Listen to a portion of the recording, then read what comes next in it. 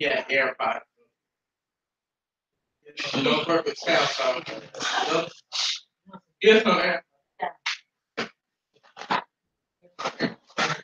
No perfect. No perfect sound, so. Yeah, that's a little boxy. It's giving it. So what's that? Yes, what's that?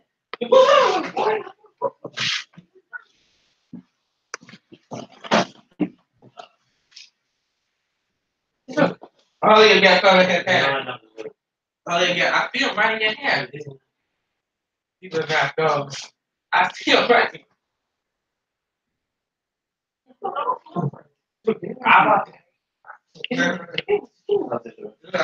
I told you, you get some earphones right in your hand. Use the headphones so you about to break something. Shalom. What's going on, CG Progress? You get 2 earphones being here. You take mine. Thank you. Those ain't earphones.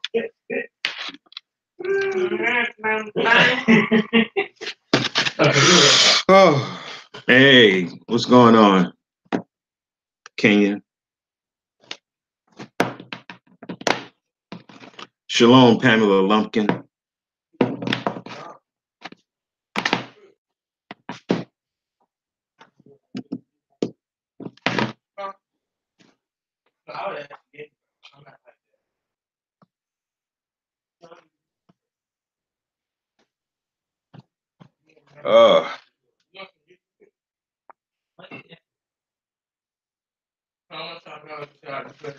Foot sleepy. But anyway, you know, I was thinking today, and I wanted to talk about how to trust the Most High, how to trust the Most High to make you a perfect Israelite. Now, this may come up if you're in a Christianity, and you say, you know, because Christians believe that they can be made perfect, but that's really impossible. It's impossible for a Christian to be made perfect. That's like saying it's possible for an Egyptologist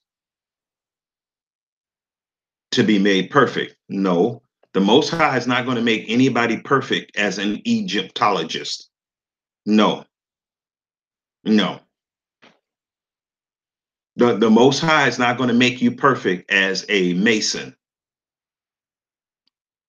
He's not going to make you perfect as a clan member. If he's not going to make you perfect as any of those things either, he's not going to make you perfect as a Christian.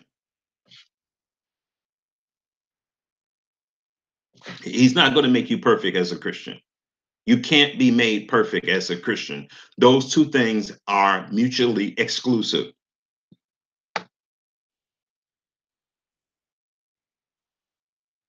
Thank you.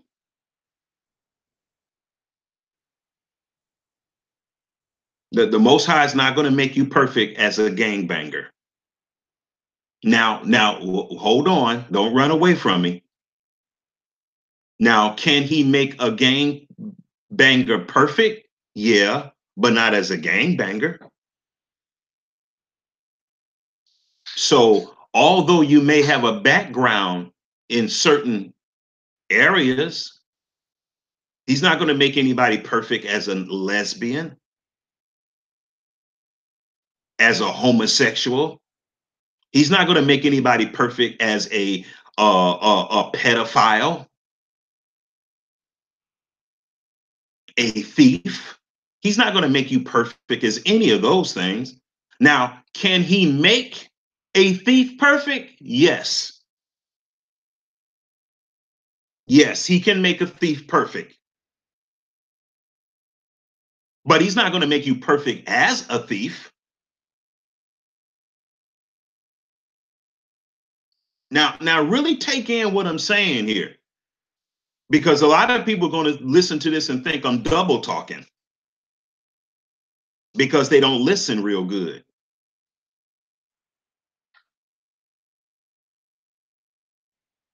I'm not saying that God will make you perfect as a Mason. I'm not saying that the Most High is going to make you perfect as a gangbanger or a rapist. I'm not saying that. Let's be clear. Can he make a rapist perfect? Yes. Yes, he can. But he's going to make you perfect as one of his children, not as a rapist. Not as a rapist. Let's be clear, because this gets confusing to people. It really does. It gets real confusing. Brother, you keep saying the same thing over and over. In one breath, you say that he won't make a rapist perfect.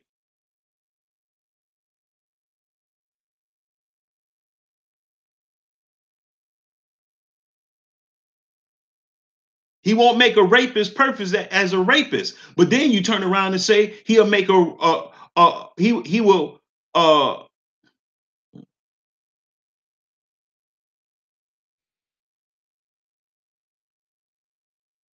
will make a rapist perfect as a saint. Yeah, because that's what you used to be. You're not that anymore. You're not that anymore. Most High is not going to make a liar a perfect liar. No, he's not going to do that. Now, when a liar repents, yeah, he will make him perfect. Yes, no, there's no denying that's what you used to be, but you're not that anymore.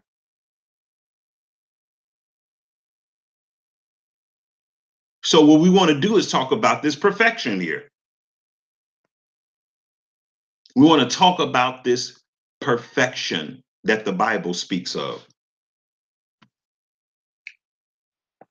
So we want to kick this off by going to Romans chapter 7.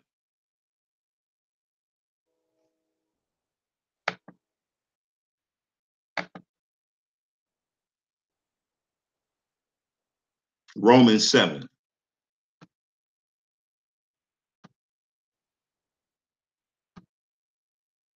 I want to show you what perfection looks like in the Bible.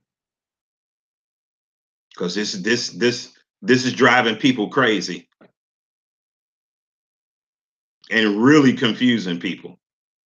So let's just clear it up.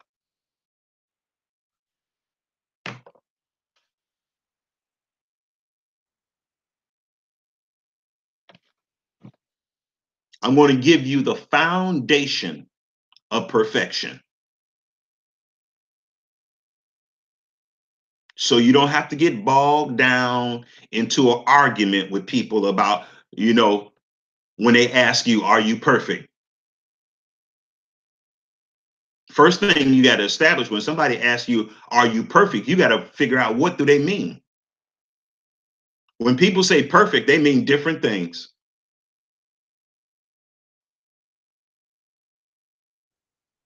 When people say perfect, you got to wonder what law lens are they looking out of? What worldview are they looking out of? Are they looking at it from a biblical concept, or are they looking at it from a legal, penal, judicial standpoint of view? You really have to establish this, y'all, because these type of conversations can really get you in a lot of trouble. These type of conversations about perfection could get you in a lot of trouble.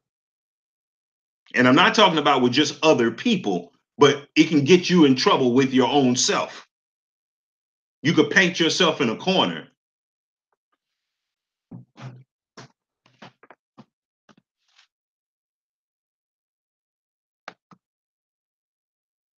And you could start thinking things about yourself that are not even true. Why you got to worry about what somebody else view on perfect, or rather than try to be? I don't know.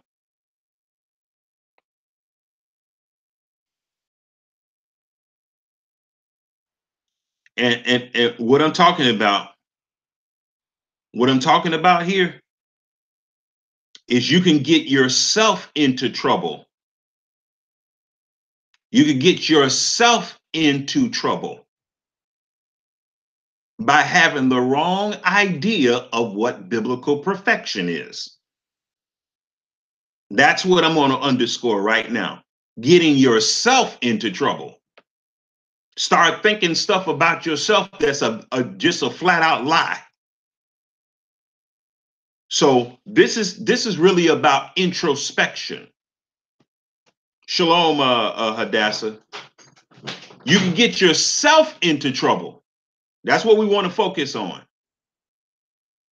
You get yourself into trouble. We want to really focus on that right now. We want to really put a pin right there. Focusing on getting yourself in trouble, lying to yourself, deceiving yourself about stuff that's not even true about yourself. I see it all the time. Most people don't know who they are. They don't know who they are. Forget about what other people say about them. We don't want to deal with that right now. We want to study why we lie to ourselves about who and what we are.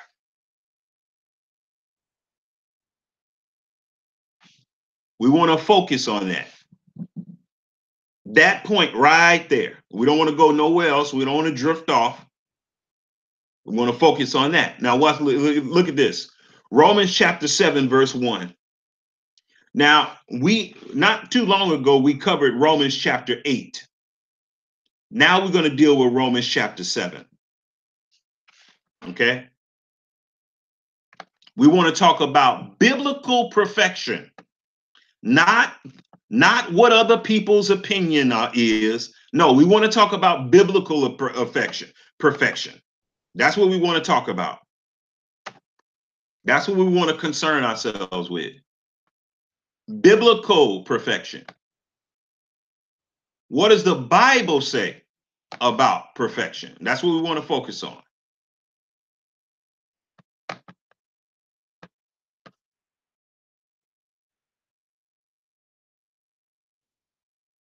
So it says here, Romans chapter 7, verse 1.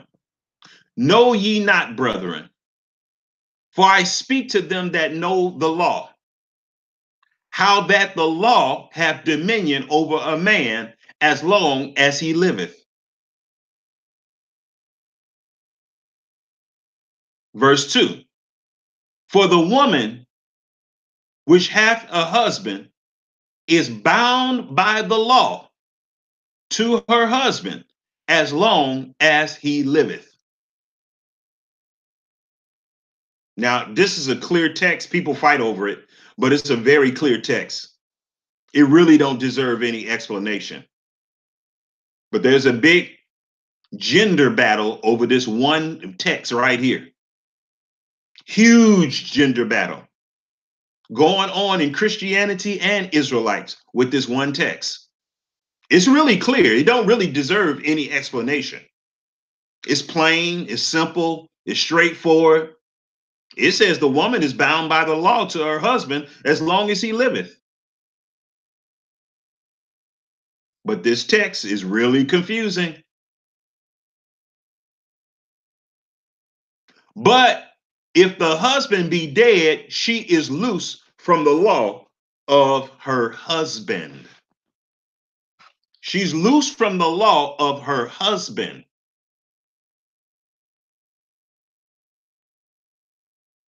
So does this law rule out the law that the head of every woman is the man? No, it don't rule that out. Just because a woman don't have a husband, it don't mean that the head of a woman is a woman. Let's keep it real. No, she might not be married. So yeah, she's not under the law of a husband. The law of her husband. But it don't mean that the head of a woman is a woman now. Just because she don't have a husband. No, the head of every woman is the man. Whether she's married, single, divorced, widow, whatever, handicapped, blind, humpback, whatever. The head of every woman is the man. Single, married, whatever, virgin, whatever. It don't matter. Okay.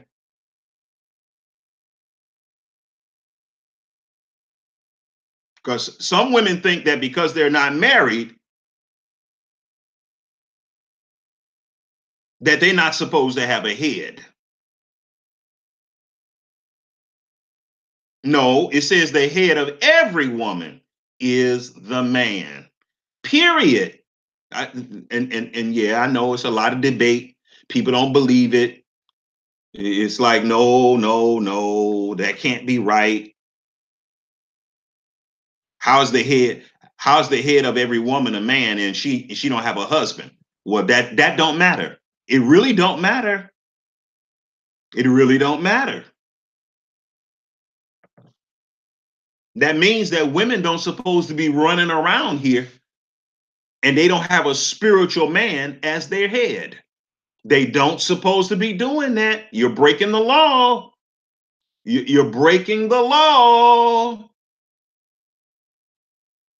I'm just being plain, y'all. You're breaking the law if you're running around here and you your own head and you're a woman. You're breaking the law.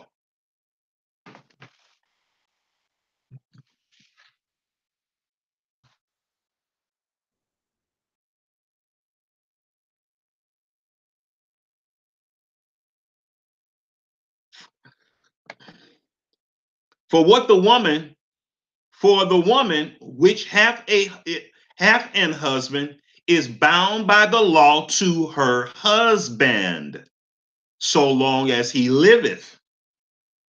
But if the husband is dead, she is loose from the law of her husband. But she's not loose from the law of 1 Corinthians chapter 11.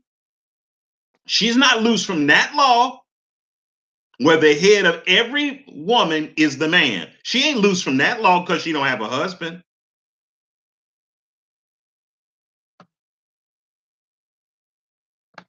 Because this gets real confusing.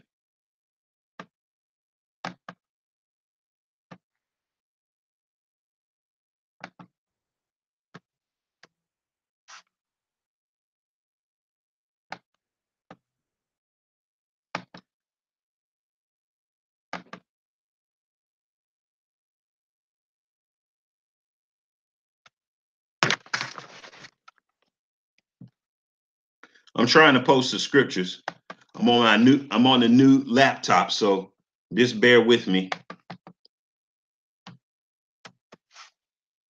So then, if while her husband liveth, she be married to another man, she shall be called an adulteress. But if her husband be dead, she is free from that law. That law, not all laws in the Bible, y'all. No, no, no, women. You're not free from all laws in the Bible just because your husband is dead. Okay? You're not free from all the laws in the Bible because your husband is dead. So you're only free from the law of your husband. That's the only law you're free from because he's dead. So that she is no adulteress. So this means that another man could be her covering if her husband is dead. Okay? We're gonna get to biblical perfection. Don't think I forgot. I know where I'm going.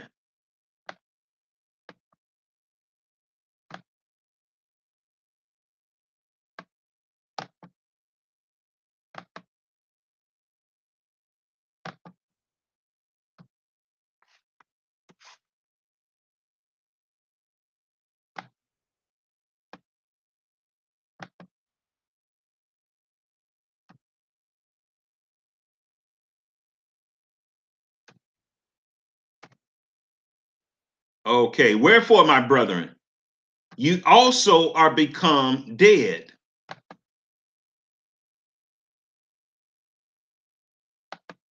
to the law. Bear with me.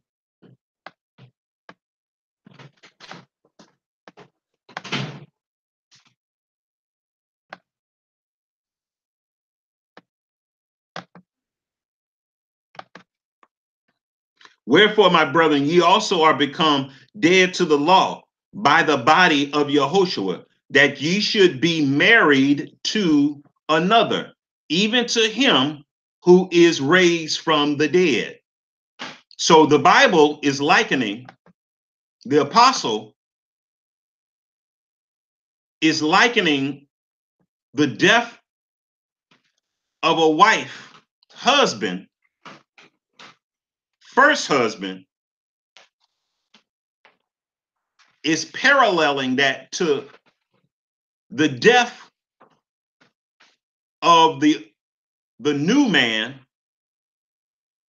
the old man's marriage to the old life or the old husband. Is paralleling those things. In other words, there is no sin to be born again.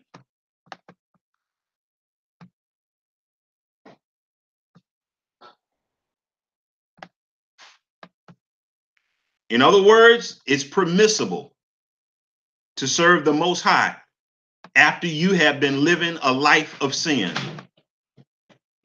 which is tantamount to another husband.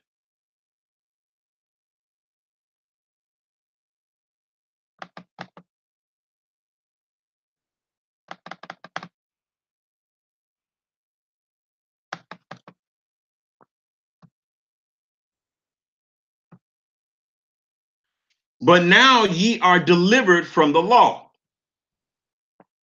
that being dead wherein we were held, that we should serve in newness of life. We have a new husband. Why? We don't serve the old life no more. And not in the oldness of the letter.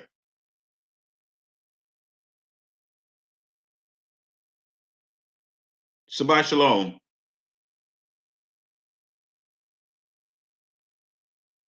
But now we are delivered from the law, that being dead wherein we were held, that we should serve in newness of spirit. Now watch this, y'all.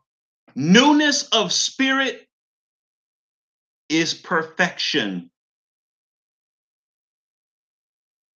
Newness of spirit, that is perfection.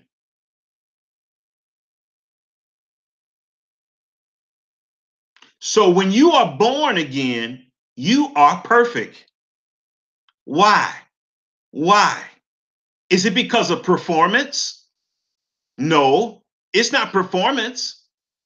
It's because of trust. Ah, somebody's getting it. Somebody's getting it. It's because of trust.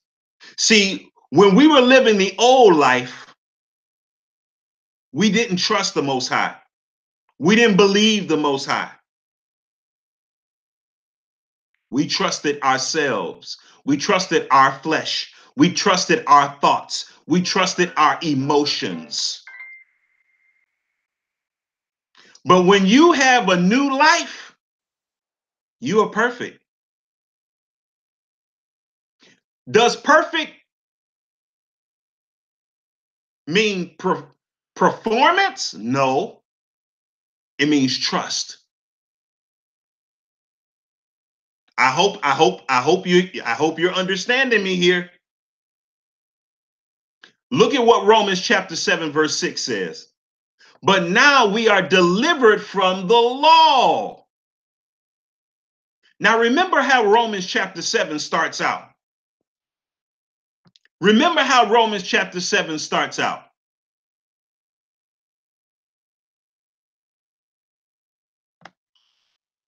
I'm going to post it again.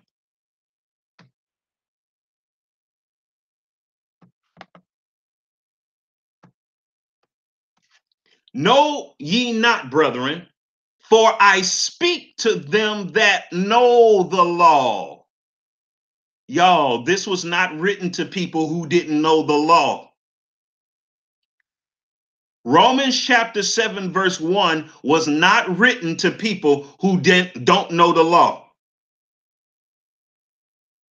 It wasn't written to Christians. It wasn't written to people who reject the law. It wasn't. I know what Christians teach. I know, but they're lying. They are liars. Romans chapter 7 was not written to no Christians. It was written to them that know the law. Christians reject the law. Christians teach that we're not under the law. So Romans chapter 7 couldn't have been written to any Christian on the face of the earth up to today. It couldn't have been. Look at how Romans chapter 7 verse 1 begins. Know ye not, brethren. And then it has in parentheses. For I speak, brackets, for I speak to them that know the law. To me, that's clear. That's not confusing. You can't twist that into meaning something else. You can't. How that the law hath dominion over a man as long as he liveth. What kind of man? An Israelite. It's not talking about a Christian, y'all. It's not. I don't care what the bishops in the Christian church taught you. It's wrong. I'm right about this. Just trust me. I'm really right about this. I'm not right about too many things, but I'm right about this one thing. How that the law have dominion over a man. What kind of man? Israelite.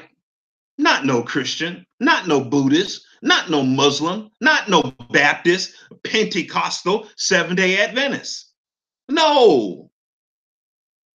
How that the law have dominion over a man, an Israelite man, who walks after the flesh as long as he liveth.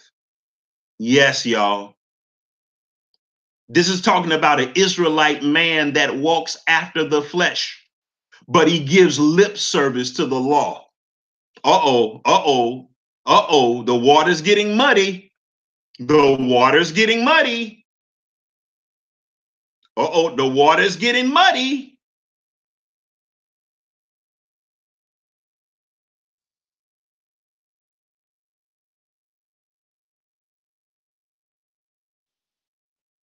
Know ye not, brethren, for I speak to them that know the law.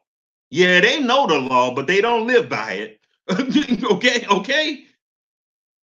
Oh, these guys are experts in the law. But guess what? They don't live by it. Uh-oh, the water's muddy. The water's muddy. How that the law hath dominion over a man. What kind of Israelite man does the law have dominion over? The one who gives lip service to it.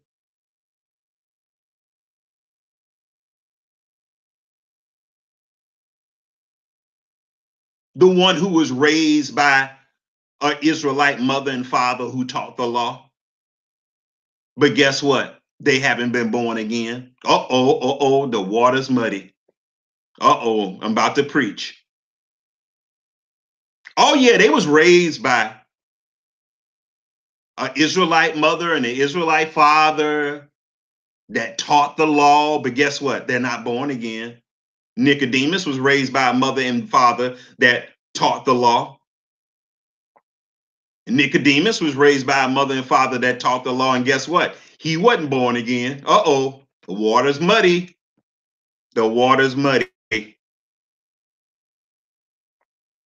Romans chapter 7 verse 1 is talking about an Israelite man who gives lip service to the law, but guess what? He's not even born again. The law doesn't live in him. He got a head knowledge of the law. Oh, yes, he has memorized the law. Let's say he's memorized all 613 commandments, which is really not true. There's way more than 613. I don't know where people get this 613 from, because it ain't biblical. 613 laws ain't biblical, but people keep repeating it, and so people think because they repeat that over and over, it's true. It's another lie. There are way more than 613 laws, y'all. Stop it. Please stop.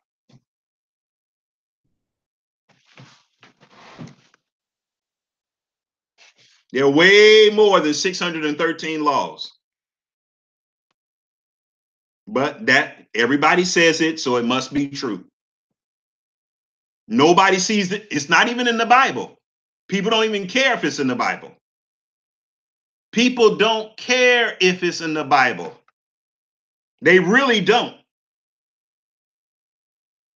Because it's been repeated over and over and over, people say it must be true. No, it's not true. There are way more than 613 laws. Y'all, come on. Think about it. The God who made the universe only got 613 laws? Really? Come on, y'all. Man's wicked legal system has more than 613 laws. Come on, y'all, stop. We're going to have to start using common sense. And I'm not trying to talk down to nobody. We have to start using common sense when people come with stuff that nobody can prove from the Bible. Nobody can prove from history. Nobody can prove from archaeology. Nobody can prove from science. You can't prove it from nowhere. But everybody believe it. Everybody believe it. 613 laws, and I've never seen this scriptures. I've never seen this scripture that talks about 613 laws, but everybody believes it. Everybody repeats it. Everybody repeats it. And when I hear people repeating stuff that you can't prove, I be wondering about them. You can't prove it at all. You can't. You can't prove it nowhere. In history, in life, in the Bible, in science, in archaeology, you can't prove it nowhere. But everybody believes it. And I be standing around here be like, wow, how can people believe this stuff? I want to see somebody produce 613 laws. And I guarantee you it's going to be something on there that's missing. I'm not saying that nobody can produce 613 laws. I'm saying that they can't produce 613 laws and there's not a law that's missing. That's what my challenge is. So don't get it twisted. Don't get confused about what I'm saying and what the challenge is. It's going to be a law missing, y'all.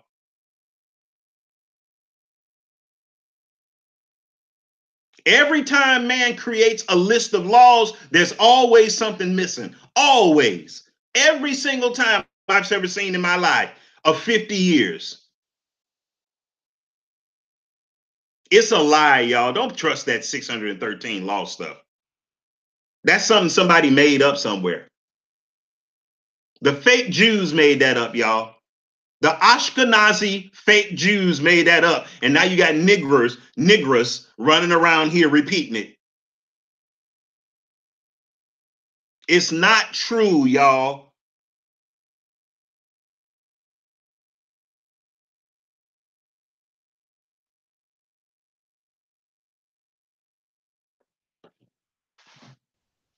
Somebody's going to try to put a number on moral laws.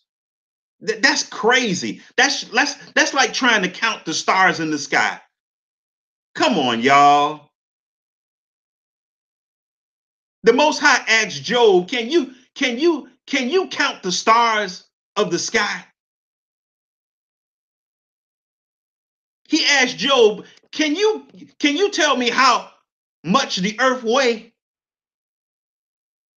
If you can't tell me how much the earth weighs and how many stars in the sky, you can't tell me how many laws there are. Stop. Sit down, please. You are out of order. Trying to make yourself bigger than what you think you are. Knowing stuff that you ain't got no knowledge of. Humble yourself.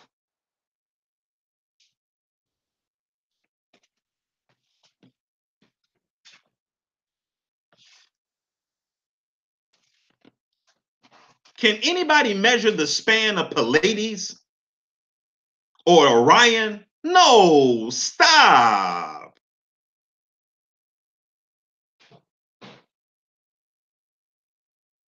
Thank you, Pamela. They go hand in hand. All the stars are run by certain laws. So how are you going to put a, if please, y'all, it's just ridiculous. But everybody believes it. Christians believe it, and Israelites believe the same stuff. There's 613 laws. Nobody can recite these 613 laws. I've never seen this list. Somebody tried to make a list on a website and laws were missing. Basic stuff was missing. It's just crazy. But anyway, I digress. So Romans chapter 7 verse 1 lets us know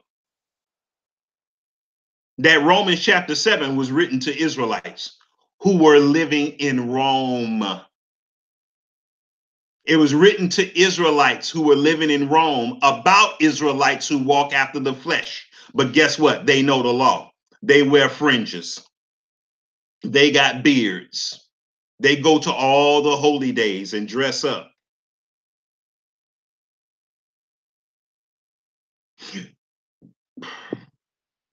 You see?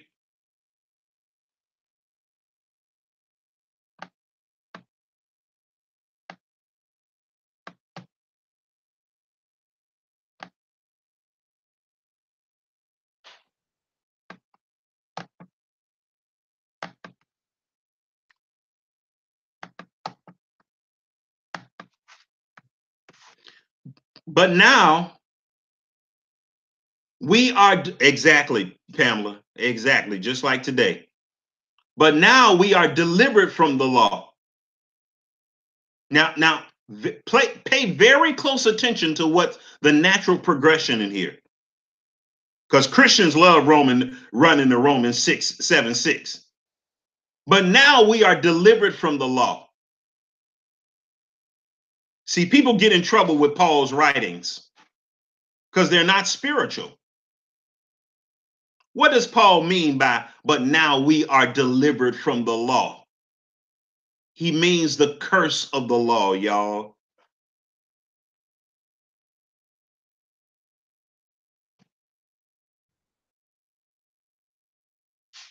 The curse of the law is having lip service for the law, but guess what? It's not in your heart. That's the curse of the law for an Israelite. They always was giving lip service to the law, but guess what? It wasn't etched in their hearts. It was just something they were doing as a legal procedure, as a legal maneuver. It didn't make up their character.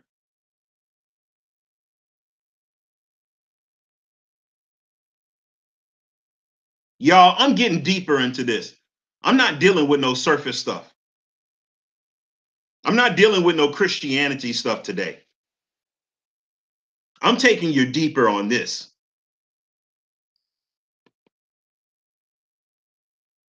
So in Romans chapter 7, verse 6, it says, but now we are delivered from the law. How are we delivered from the law? That's the question that must be asked, that Christians don't like to ask, and Israelites too. But now are we delivered from the law, that being dead, wherein we were held that we should serve in newness of life, newness of spirit. Now, what does this imply? This implies that when we were dead and under the curse of the law, it defines actually why we were under the curse of the law. Because we were not born again. Because the law didn't live in us. That's how you're under the curse of the law as an Israelite. You can't be under the curse of a law as a Christian, y'all. You can't. You can't be under the curse of the law as a Christian. Christians say they're not even under the law. They're not even under the curse of the law. Why? Because the law wasn't never given to a Christian institution. Never. Never. And the Most High is not going to give you the law as a Christian. No. Just like you can't get the law and be under Christ as an Israelite who walks after the flesh, you can't be under the law as a Christian. It's the same thing. Y'all, I'm making this real plain. We're talking about perfection, biblical perfection. Once you are born again, you are perfect. Once you are born again, you are perfect. Why? Is it because of performance? No. A baby still got to learn how to walk. Even though it's a newborn, it still got to learn how to walk. So how is a baby perfect and it don't know how to walk? Because it trusts the mother. It trusts the parent. Is anybody getting this? Is anybody getting this? Is anybody absorbing this? Is a baby perfect because it knows how to run? Is a baby perfect because it knows not to crap itself, soil its diapers? Why is a baby perfect? Because it trusts the mother for everything. It trusts the mother for everything. Y'all, I'm talking about biblical perfection. I'm talking about a subject that a lot of people like to make it real confusing and complicated. No, a baby is perfect because it trusts the mother. Does it mean that the baby is finished growing because it trusts the mother? No. The baby still has to grow into adult to be an adult. But guess what? It has begun to trust the mother. It has begun to trust the parent. Y'all, I'm not making this confusing. I know people like to make this subject real confusing and fight and debate and bicker about what perfection is. A lot of people think that perfection is sinlessness. No, it's not. That's a lie from the pit of hell. Perfection is not sinlessness. It can't be.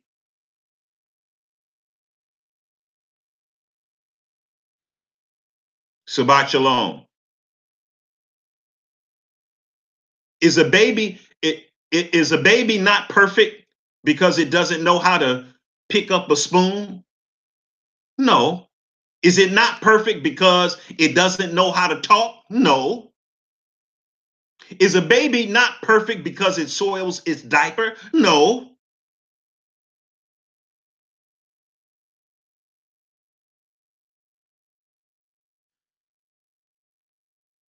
Is a baby not perfect because it doesn't know what 1 + 1 is? No. So what makes a baby perfect? Because it trusts its mother. It trusts its parents. It's totally dependent on its parent. That's what makes a baby perfect. You better preach, Pamela. You better preach. You didn't caught the Spirit. You didn't caught the Holy Ghost. You better say it. Hey, y'all, am I helping anybody? Don't this make way more sense? Ain't this simple, y'all? Ain't this simple? Isn't this so simple, y'all? Can you believe it's this simple? This is what perfection is? Can you believe it? Yeah, y'all, it's this simple.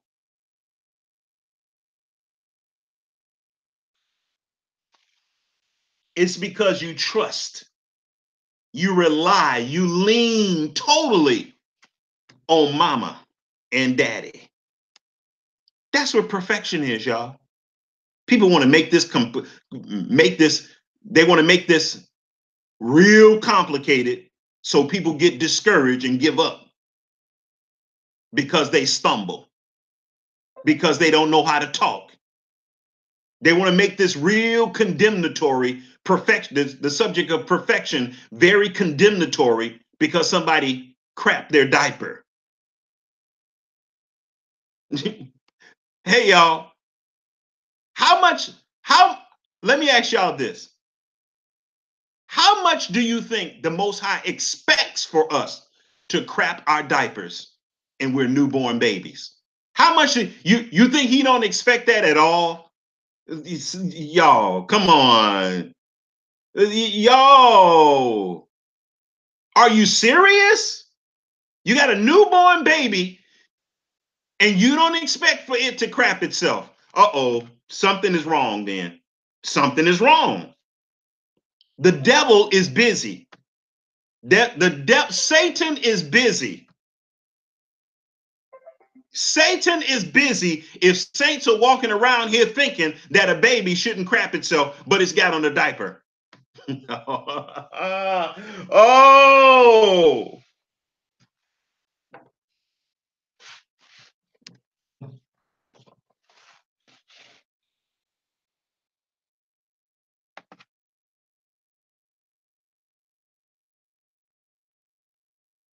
Well, maybe Pamela, maybe the Most High only expects for a newborn baby to crap itself one time. One time, yeah, that's it. The one time. A newborn baby, yeah, just craps itself one time and that's it. Yeah, yeah. The next time the baby craps itself, it's an abomination. Is that the way it works?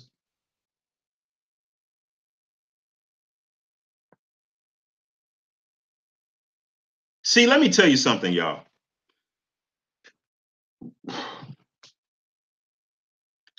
We're living in a body of sin. The Most High expects for us to crap ourselves.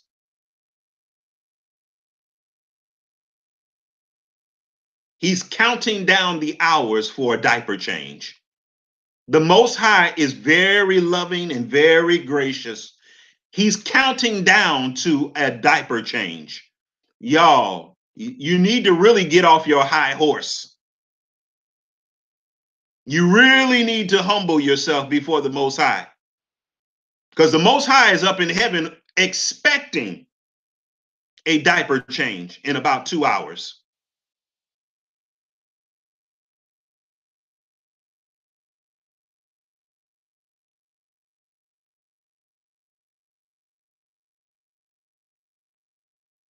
Let me tell you something. I'm going to help y'all out right now. Anybody, I don't care where they was born.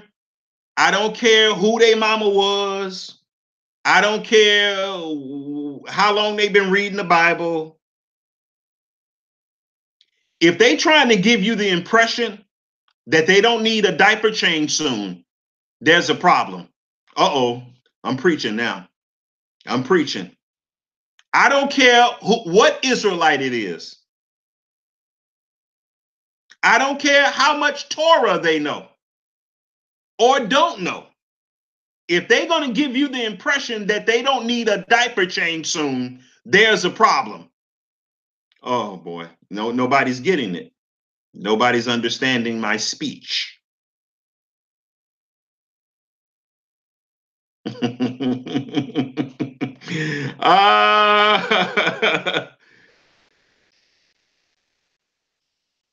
That's crazy, y'all. That's like a newborn baby coming to me and telling me that they never need a diaper change. Y'all, they're liars. I don't care who their mama was. I don't care what language they speak. They're lying. They're going to need a diaper change soon, very soon. As a matter of fact, maybe while you're talking to them, they probably need a diaper change.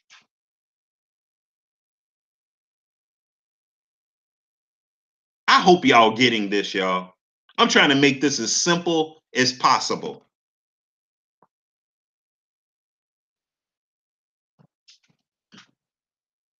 And guess what, Kenyon? We still crapping ourselves right now. Ah, exactly, Sean. I don't care if their daddy was King Kong. They crapping themselves. I don't care if they daddy was King David. They crapping themselves. And look how much King Solomon crapped himself. Okay? Look how much King Solomon crapped himself, and his daddy was King David. So y'all, they can't deceive me. They cannot deceive me. Okay, welcome back. They can't deceive me, y'all.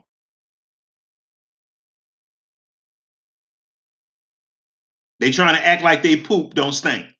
Stop. Just stop, okay? Humble yourself.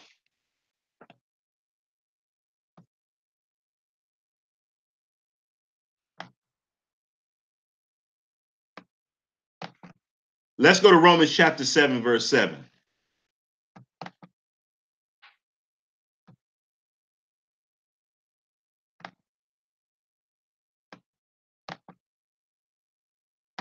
And let's break this down. The Ruach is moving right now.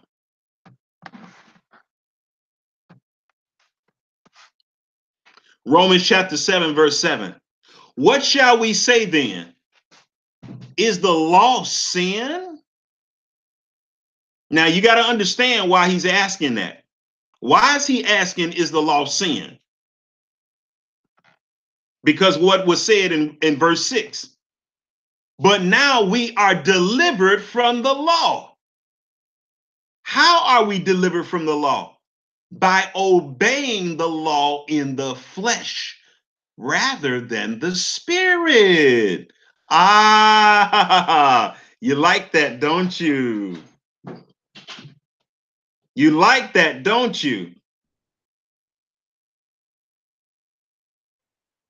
What shall we say then? Is the law sin?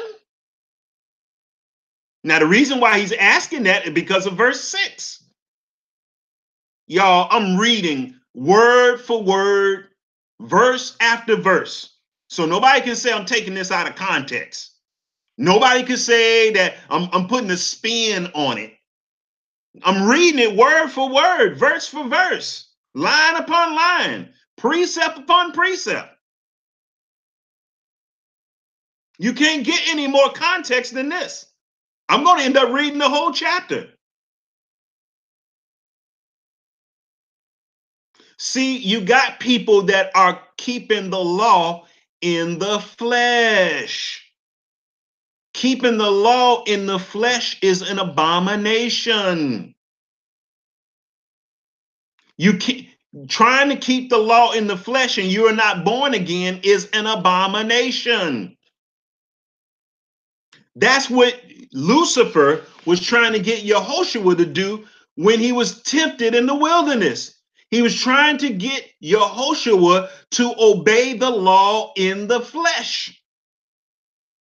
That's why he gave him 3 temptations. We're not supposed to obey the law in the flesh.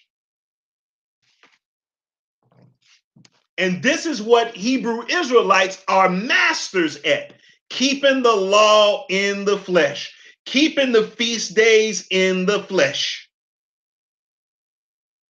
And let me tell you this, a lot of Hebrew Israelites, the majority, keep the law in the flesh. And guess what they call it? Rehearsing the righteous acts. If you're keeping the law in the flesh, it is not rehearsing the righteous acts. If you're not born again, but you're keeping the law, that's called keeping the law in the flesh. That's an abomination. You're actually breaking the law if you keep it in the flesh. Now, I know they say it's called rehearsing the righteous acts. No, it's not. Yeah, it's rehearsing the righteous acts, all right. It's rehearsing the righteous acts in the flesh. You don't get no credit from the Most High for that. This is what Romans chapter 7 is addressing so far.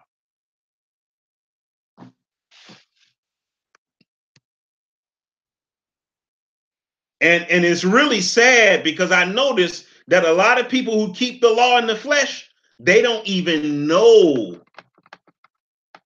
They don't even know that they're doing it. They think they keeping it in the spirit. No, they're not. Listen to the way that they talk about the law and how they talk about the law.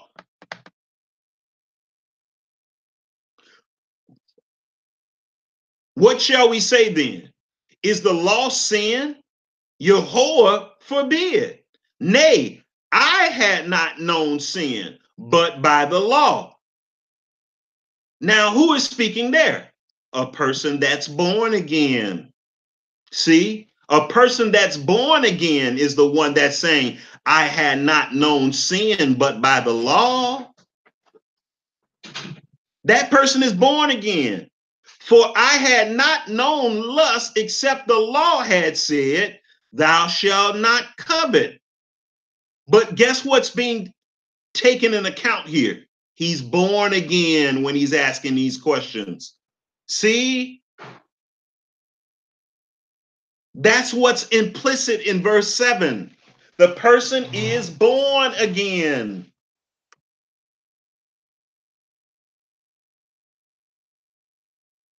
They're not keeping the law in the flesh and then labeling it rehearsing in the righteous acts.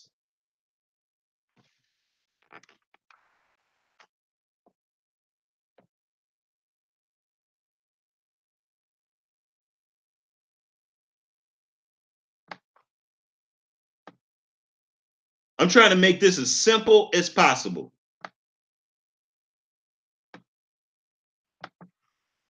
Because this propensity of keeping the law in the flesh is really popular historically from a Hebraic understanding. It really is. Because historically, this is what our people have done. Kept the law in the flesh. Watch this. Romans chapter 9, verse 7. For I was alive without the law once. Now, you got to ask yourself, how was he alive after the law once? Before he was born again, he lived in the flesh as it relates to the law when he was not born again. But when the command came, sin revived and I died. But when the spirituality of the law hit him and woke him up, guess what? Him keeping the law in the flesh died. He died to that way of living. See, these are the things that really mess people up about Paul's writings. Paul's writings are are not for no, it's not for the faint of heart. It really ain't. You really need a teacher when you're dealing with Paul's writings.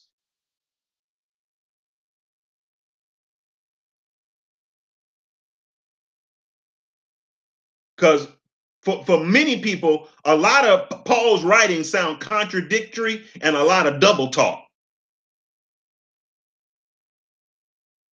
For I was alive without the law once. But when the command came, sin revived and I died. And the commandment which was ordained to life, I found to be unto death. In other words, he had to be born again. He found it to be unto death. Just like Nicodemus did.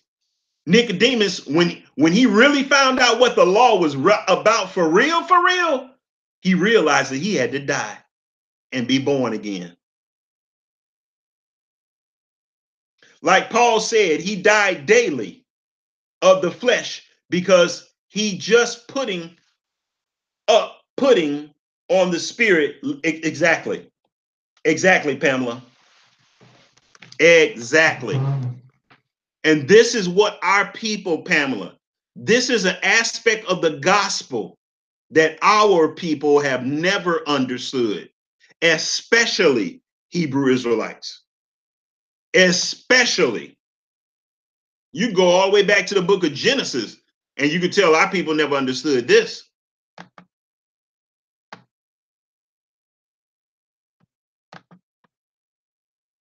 Even though they're at their feast days, even though they're keeping the Passover, even though they're keeping the Feast of Tabernacles, they're not born again.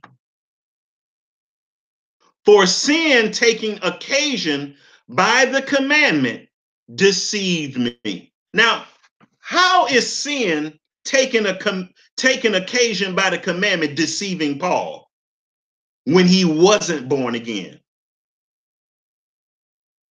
How did it deceive him? Because it was a form of godliness. But guess what? It denied the power thereof. You see that?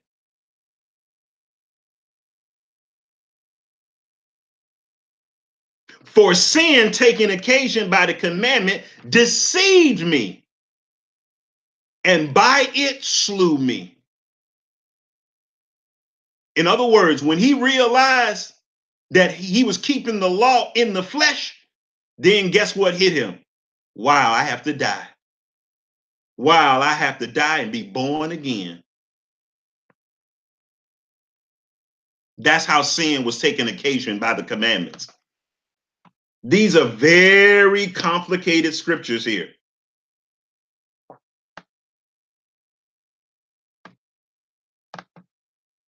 And that's why I'm taking time going through the whole chapter, verse by verse, not taking anything out of context. I'm not jumping all over the Bible either. I'm staying right here.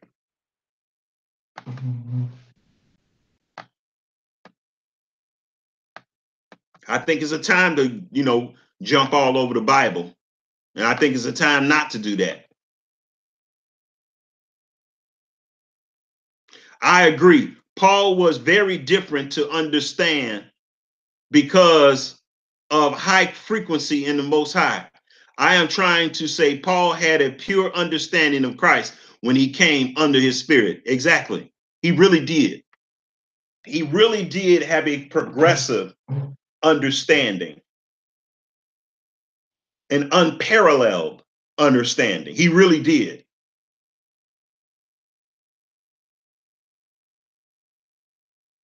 And let me tell you something, y'all. You can never, ever mistaken a person who keeping the law in the flesh to a person who keeping the law by the spirit. You can't compare them two, y'all. It's like the color white and black. You can't confuse those two colors.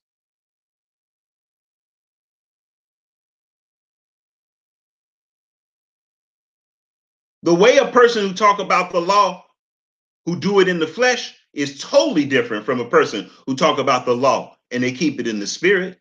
It's totally different. Look at how I'm talking about it right now. Look at how I'm talking about the law right now.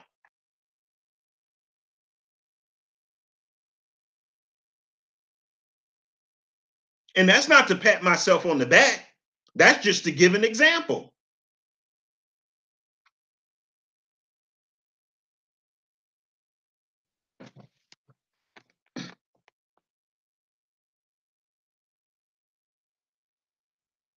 Romans chapter 7, verse 11. For sin, taking occasion by the commandment, deceived me, and by it slew me. Wherefore the law is holy, and the commandment holy, and just and good. We're talking about perfection as an Israelite, according to the Bible. That's all we're talking about. Yeah, it does run people off. It absolutely does.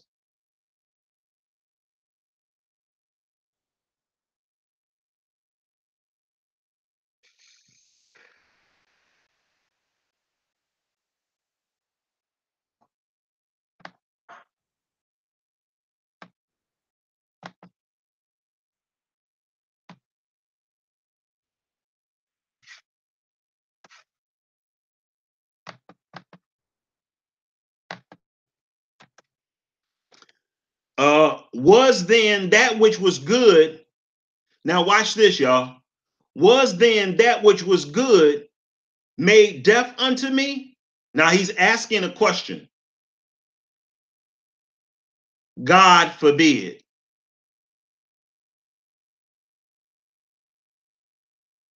In other words, was the law that was made deaf unto me?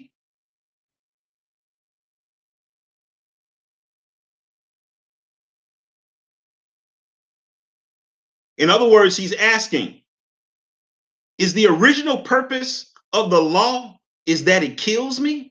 No, that's not the original purpose of the law. The original purpose of the law is to make you more like the Most High. That's the original purpose of the law. But he asked the question, was then that which was good made deaf unto me? God forbid. But sin, that it might appear sin, working death in me by that which was good. In other words, if sin had never came into the world, the law would have never brought death of any sort. You wouldn't need to be born again. You would not need to be born again if sin had never entered into the world. It's only because sin has entered into the world that it is now made deaf unto you as a secondary purpose, but not the original purpose. Y'all, I wish somebody would explain this to me when I was 5 years old. I really wish somebody would have broke this down to me when I was 5. It took me years to understand what I'm understanding about the law now. And guess what? I didn't learn this from no Hebrew Israelite. No Hebrew Israelite online did I learn this from them. Just want to let you know that.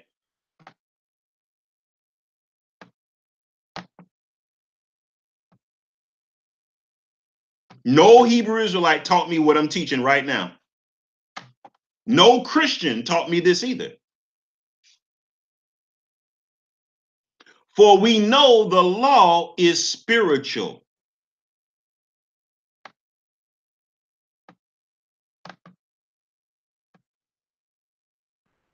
But I am sold under sin. Now, why are we sold under sin? Why are we sold under sin? Because we have sinful natures. But guess what? We trust in the Most High. So what am I saying? Am I saying that we have a sinful nature, but we can trust in the Most High at the same time? Yep. Just like a baby who craps himself, but he trusts in his mother. Oh, I'm preaching now. I'm preaching. Yep. You have a sinful nature. You can't talk. You can't run. You can't eat. You can't hold the spoon. But guess what? You trust in the mother.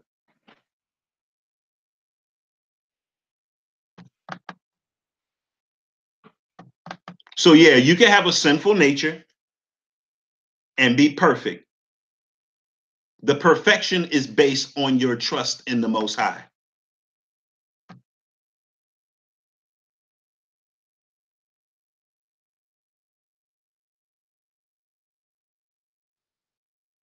Your perfection is not based on performance.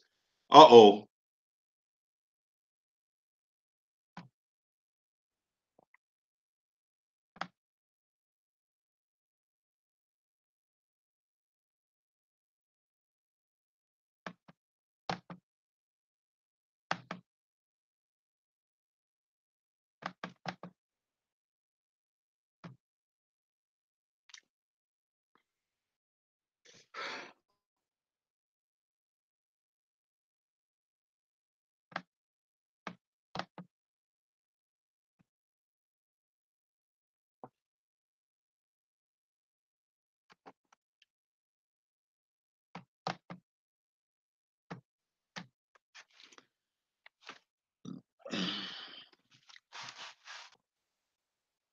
Now, I want to show you all something, because y'all might think that I'm just blowing smoke right now. I'm just making up stuff as I go along. But I want to show you something. I'm going to prove to you that it's not based on performance. I'm going to prove it to you, because this is hard. This is a hard hurdle for people to get over right here. This is a very difficult, irksome hurdle for people to surmount. But I'm going to prove it to you. Let's go to Genesis. Let's go to the book of Genesis, chapter 2.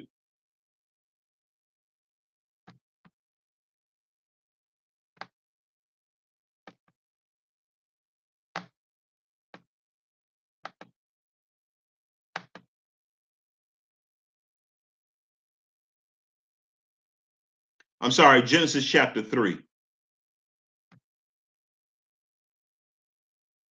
Now, I want to show you something here.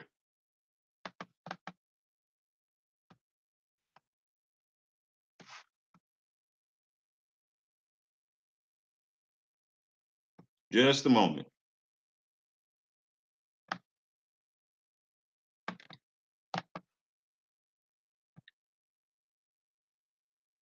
Let me tell you something.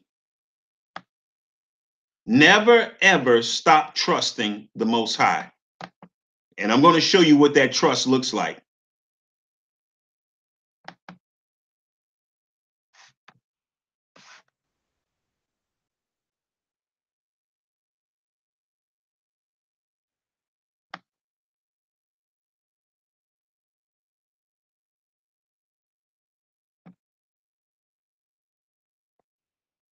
Just a moment.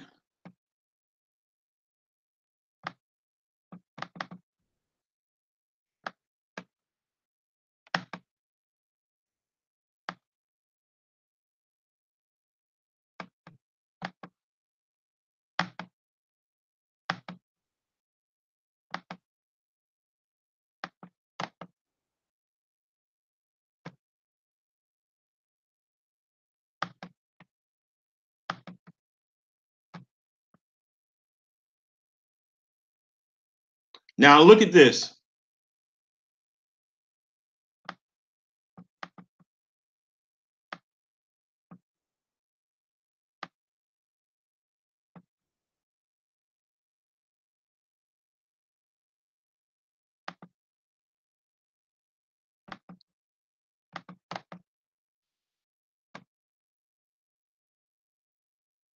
It says here, now the serpent was more subtle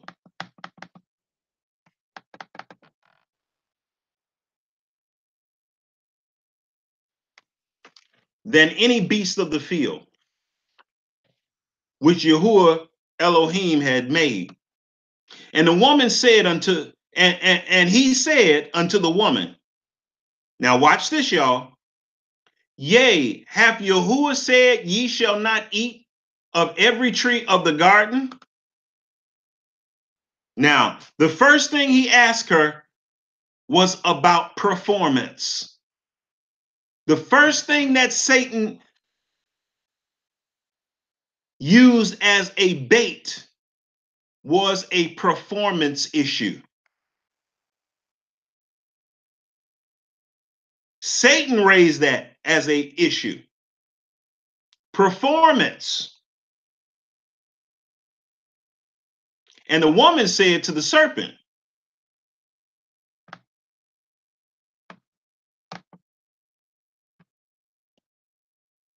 and the woman said unto the serpent,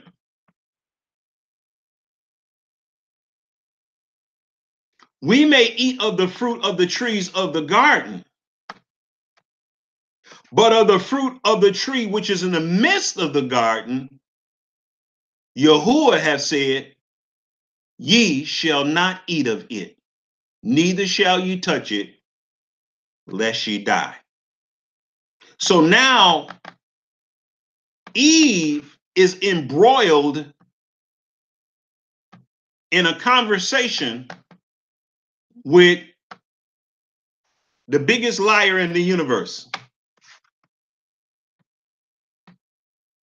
This is not the place where you want to be, y'all.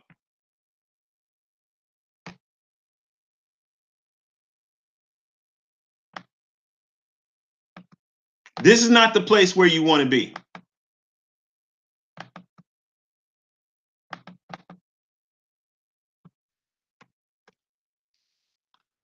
And the serpent said unto the woman, now watch this, y'all. Ye shall not surely die. Now, right there,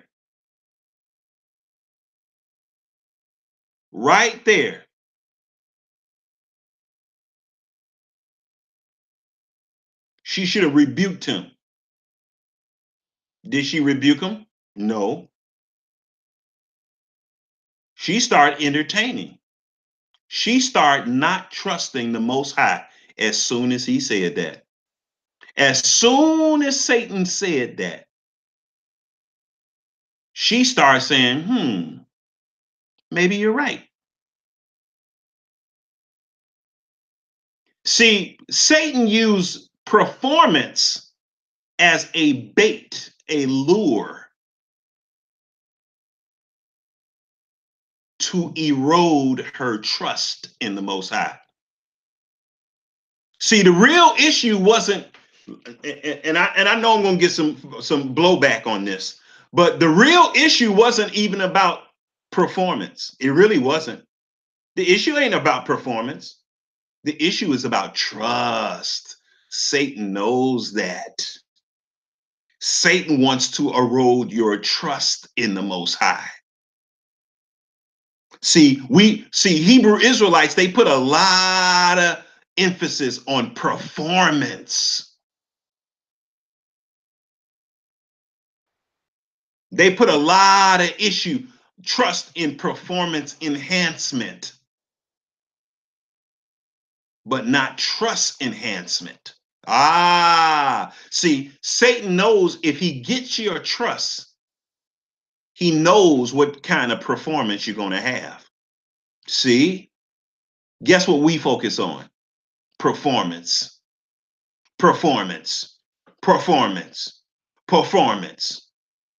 And we keep falling for that bait. Performance, performance. Y'all, the reason why we don't perform well is because we don't trust well. We doubt the Most High.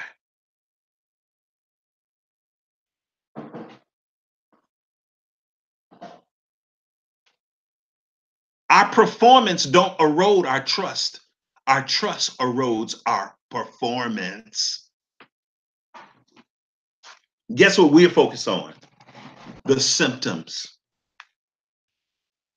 We focus on the symptom of our relationship. Let me tell you something, y'all. Watch this. I'm going to prove it to you. I'm going to prove it because y'all think I'm just making up stuff and it ain't in the Bible. Y'all think I'm just making up stuff because, you know, I heard it and I'm just repeating what I heard. Okay, so let's just look at the Bible because this is an issue.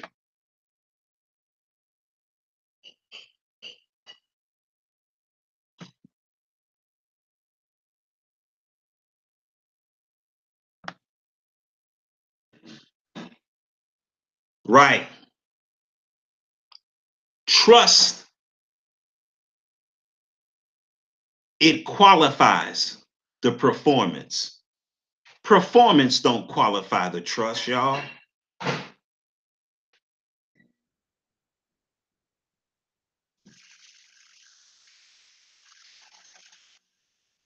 You can have on the most perfect fringes in the world and be a devil.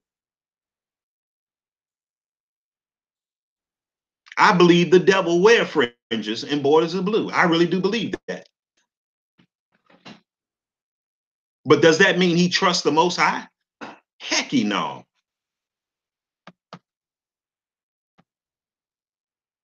I think the devil loves wearing fringes and borders of blue. I really do believe that. But I'm not going to look at that as a symbol of his trust in the Most High because he got on fringes. That's ridiculous and absurd.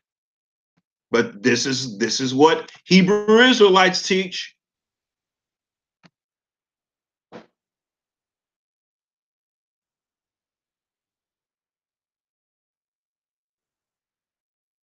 I'm trying to post a scripture here.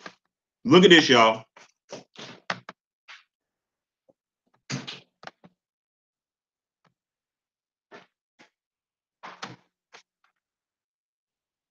Genesis chapter 3, verse 5.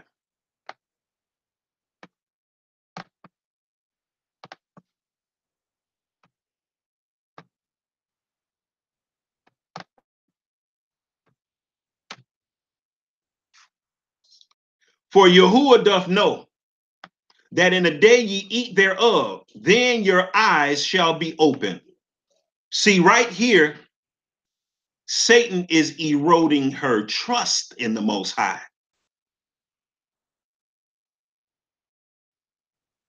He's not trying to erode her performance. He's going to overthrow her performance by eroding her trust in him. Y'all see that? See, we put the cart before the horse. But Satan know how this thing really works. So in Genesis chapter 3, verse 5, for God doth know that in the day ye eat thereof, then your eyes shall be open, and ye shall be as gods, knowing good and evil. All that is an attack on Satan is wanting to know if Eve is going to allow him to erode her trust in the Most High. That's all he wants to know. Roy Yan, how you doing? Okay, we could care less, Roy, but thanks anyway. We could care less. But anyway, for Yahuwah doth know that in the day that ye eat thereof, then your eyes shall be open, and ye shall be as gods, knowing good and evil.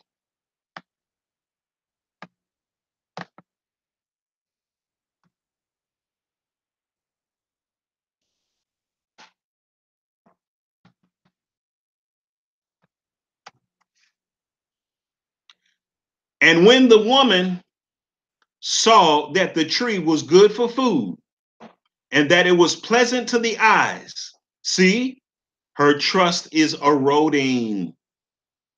The woman's trust is eroded already.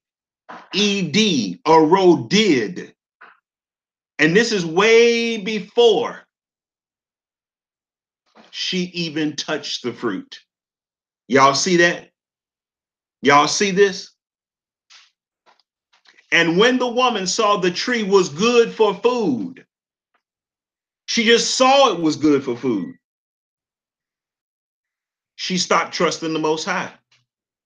And that it was pleasant to the eyes, she stopped trusting the Most High. And that the tree to be desired to make one wise, she stopped trusting the Most High. The Most High never told her it was going to make her wise. She took the last thing she did, the last thing that Eve did was alter her performance. The first thing she did was stop trusting. You see that? Genesis chapter 3, verse 6. I'm not making this stuff up, y'all. I'm not just making this stuff up. It's in the Bible. And when the woman saw the tree was good for food, and that it was pleasant to the eye, and the tree to be desired to make one wise. We covered this word yesterday, desire. Yehoshua said, I desire to eat this Passover with you. Remember that in Luke 22? Well, look what Eve is saying here. Eve is saying here, the tree to be desired to make one wise. In other words, it will make you wise. She took of the fruit thereof. Isn't it interesting? Isn't it very interesting that right after Eve had desire to eat this food, to augment her performance, to degrade her performance, she actually ate it, just like Yehoshua did in Luke 22. He said, I desire to eat this Passover with you. And then the Bible says he ate it. Isn't it interesting? Eve ate something forbidden through desire, and Yehoshua ate something that was not forbidden,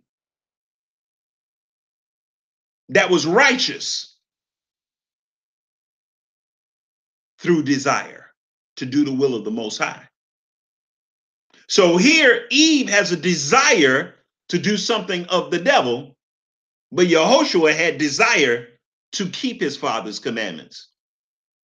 Isn't that interesting? Very interesting how these words pop up. These words pop up again.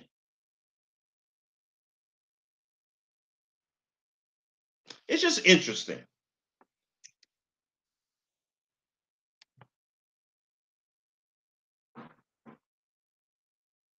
You are right, brother. Another case of trust and belief is when the Mashiach warned Peter that the devil was bent on sifting Peter as wheat. The Mashiach expected Kepha to mess up. Exactly. But did this mean that Kepha didn't trust him? No, he didn't trust him.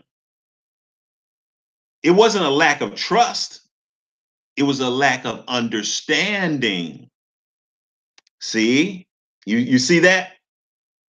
Just because a baby doesn't understand, it doesn't mean that a baby doesn't trust. Boy, I'm preaching today. Dag, I'm teaching. Let me say that again. That was powerful. Just because a baby does not understand, it does not mean that a baby does not trust. I got to say that again. That's just too powerful. It's simple, but very powerful. Just because a baby does not understand, it does not mean that a baby does not trust. And sure, if a baby doesn't understand, yes, that is going to mess up his performance. Yes, it will mess up a baby's performance. But just because it messes up a baby's performance, it doesn't mean that the baby does not trust.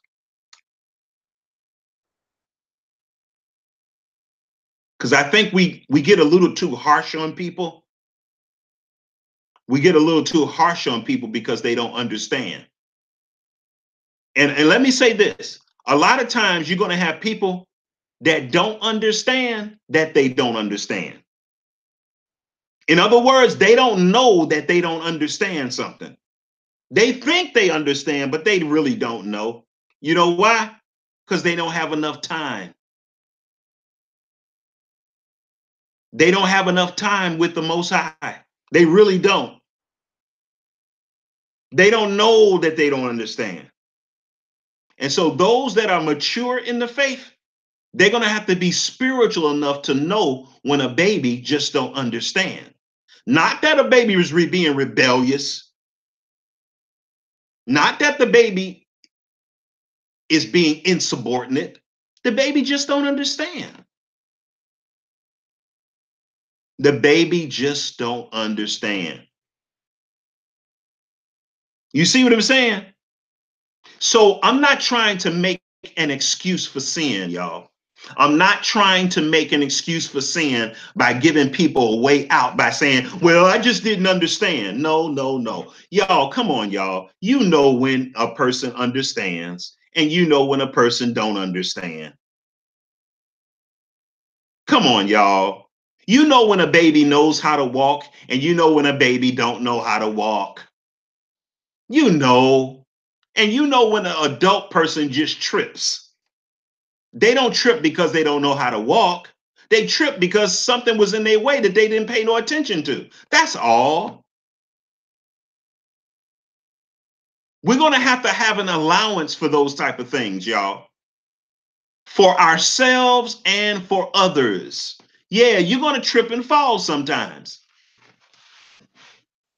Yeah, you're going to trip and fall sometimes. It's not because you need to learn how to walk all over again. You just saw there was an obstacle in your way that you didn't see. Come on, y'all. Why y'all so rough with people? Y'all so cruel.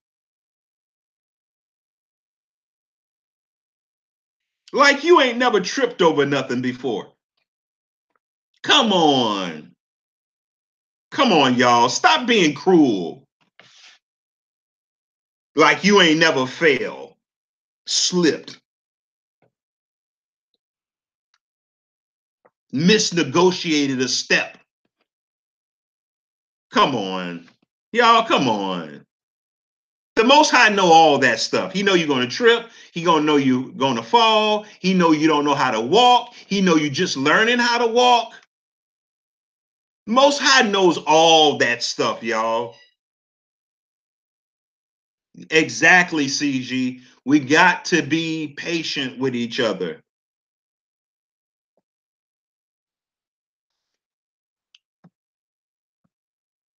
We can't say a person is a devil just because they failed and they slipped. You can't say a person is a devil just because they failed and slipped. You can't say a person is a demon just because they don't understand.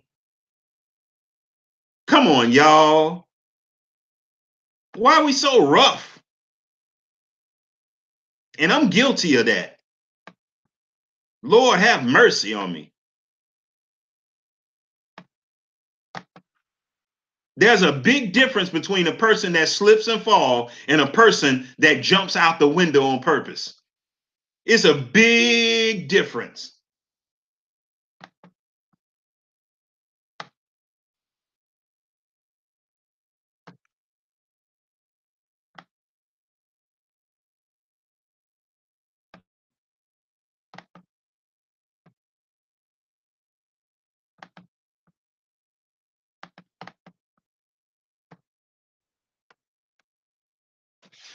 Genesis chapter 3, verse 7. And the eyes, watch this, and the eyes of them both were open, and they knew that they were naked, and they sewed fig leaves together and made themselves aprons. Lack of trust, y'all. Here is a beautiful picture of an erosion of trust in the Most High. And they heard the voice of Yahuwah God walking in the garden in the cool of the day. And Adam and Eve and his wife hid themselves from the presence of Yahuwah. I'm telling you, it wasn't about performance, y'all. It was about trust. I didn't make none of this stuff up, y'all. It's right in the Bible. I'm reading it verse for verse. It wasn't performance. Performance was the symptom, y'all. We focus on the symptom way too much. The cause was trust. Before she even ate the fruit, Satan had already eroded her trust in the Most High. That was the real sin. The real sin was her erosion of trust in the Most High, way before she even ate the fruit. Way before she ate the fruit. Eating the fruit was just a symptom. It was just a manifestation of the lack of trust that she already had, that she had already been harboring.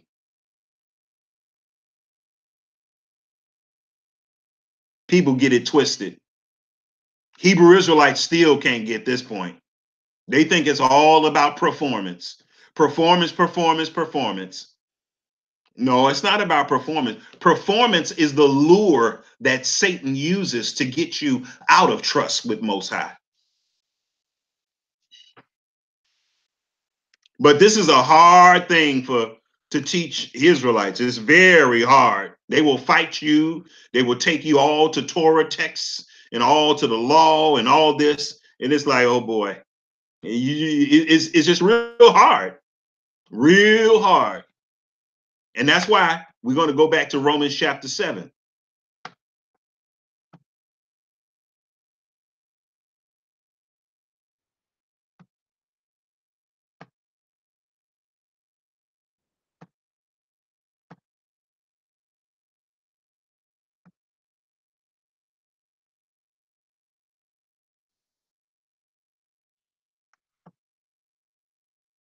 Let's go to, I don't know where I left off on the Romans 7.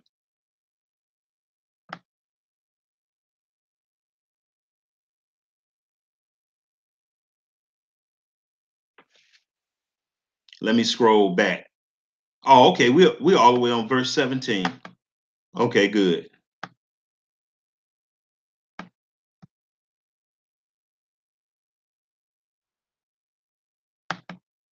Is it Romans 17 we're on?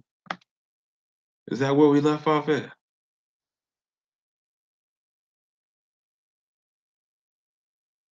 $15, $16? Yeah, 17. Okay, I didn't know I got that far.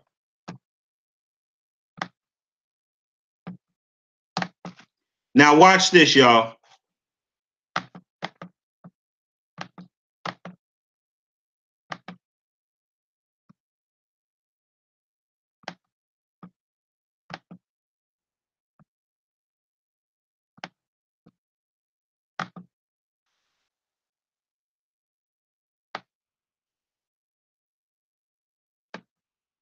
Okay.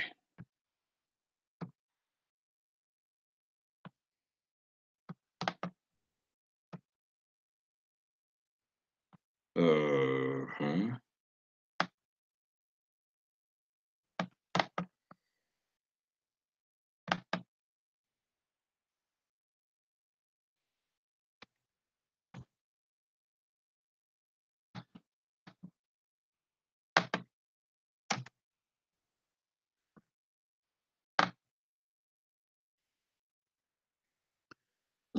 So it says here, what?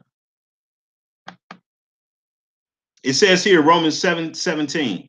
Now then, it is no more I that do it, but sin that dwelleth in me. Now listen to this, y'all. Now then, it is no more I that do it, but sin that dwelleth in me. Now, when Adam and Eve were created, they weren't created with sinful flesh. Paul has sinful flesh. Everybody after Adam and Eve, yes, we were born with sinful flesh. So what is he saying in Romans 7:17? Is he saying that he don't trust the Most High? No. He's saying, now then, it is no more that I did do it. Now, why is it no more him that doing? Is he making an excuse for sin? Is he saying the devil made me do it? Now then, it is no more I that do it, but sin that dwelleth in me. See, Adam and Eve did not have a propensity to sin, but we do. So Paul is telling us here, I still trust the Most High, but guess what? Sin dwells in me. I'm still sinning. I do trust the Most High. I believe he's the only way I can be saved. But guess what? Sin dwells in me. I'm born in sin, shapen in iniquity. For I know that in me, that is in my flesh, dwelleth no good things. How do we know that? Because we are fallen beings. Not because we don't trust. After we're born again, it's just because we're fallen beings.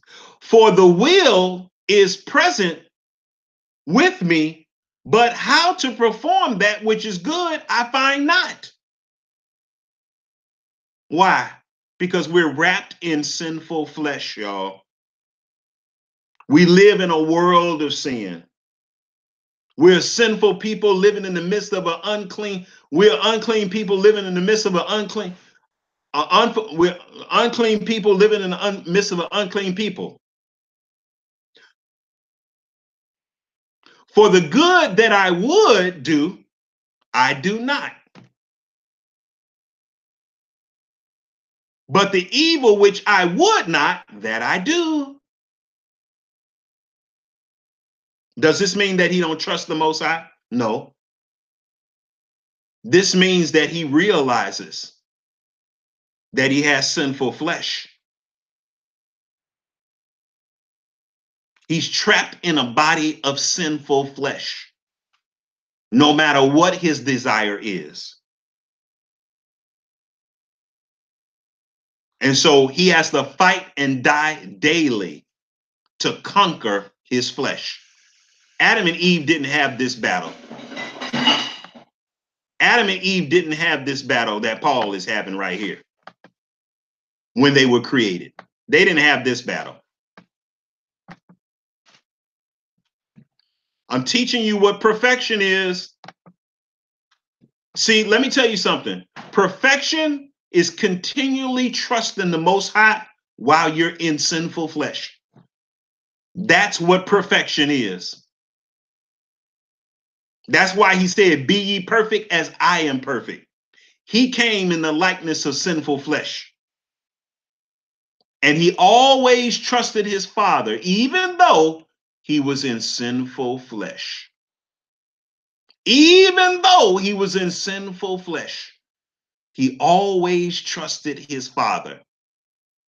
And unlike Yehoshua, even though he was in sinful flesh, guess what? He did not commit any sin. We are not on his level, y'all. When he says, be ye perfect as I am perfect, he means trust. Trust. Trust the Father just like he did. That's where perfection is for us.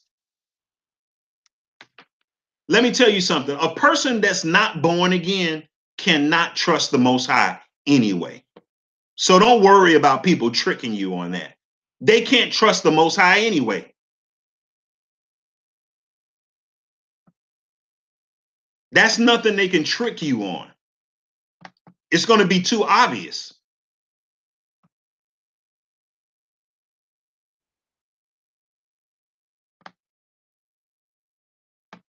If a person is trying to trick you that they trust the Most High, it means they're not born again anyway. So, I mean, that's really not a big trick. If you are born again, you're going to be able to see through that right away. Nobody that's not born again, anybody that's not born again trying to trick you into believing that they trust the Most High, it means they're not born again anyway. So it's really no big trick here.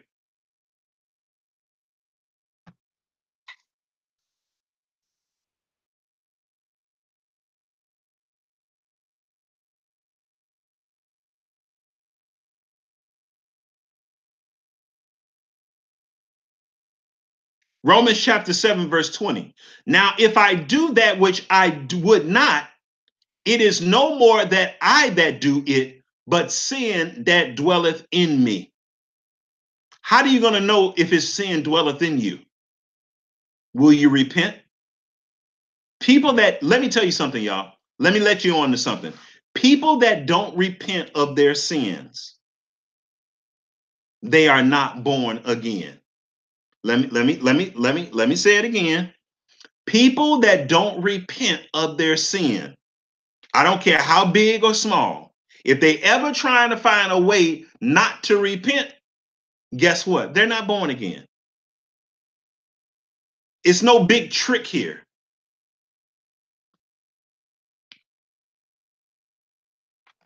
If you're making excuses for sin, that's a way for you to get out of not repenting. You're not born again. If you're born again, you're going to be quick about repenting. You ain't going to be hemming and hawing, excusing, deflecting, and all this kind of stuff.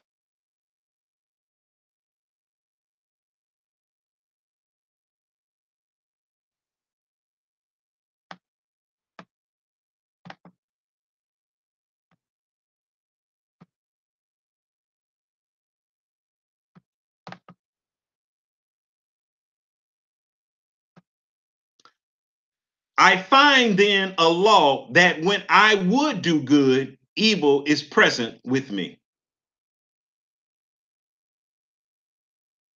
Yeah, because this person is born again. The law is in their heart. So yeah, they are going to be in this situation that is mentioned in verse 21. But this don't apply to a person that's not born again.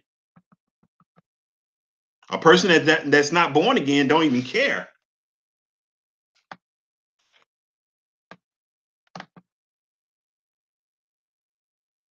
All they're gonna do is lie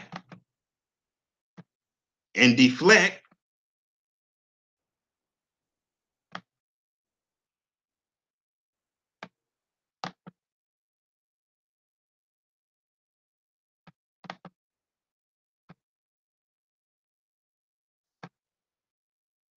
For I delight in the law of God after the inward man. See? Shaphat, how you doing? Shalom to you. You see this, y'all? Whoever this person is that Paul is talking about in Romans chapter 7, the law is on their hearts, y'all. They meditate on the law day and night. They have the spirit of the law, not the letter. You see that in verse 22?